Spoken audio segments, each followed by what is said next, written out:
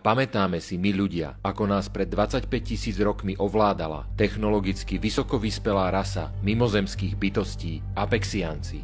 Ako nás využívali ako otrokov a nútili nás pracovať na nich.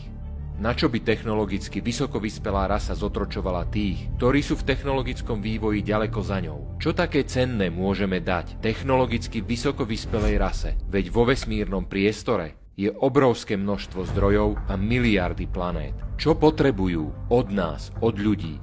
Bytosti podobné človeku sú nielen oduchovnené, ale aj oduševnené.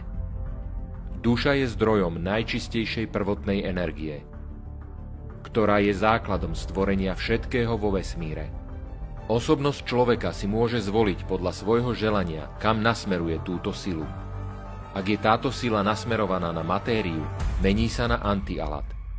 Táto sila našej pozornosti, to je najcennejšia valuta vo vesmíre.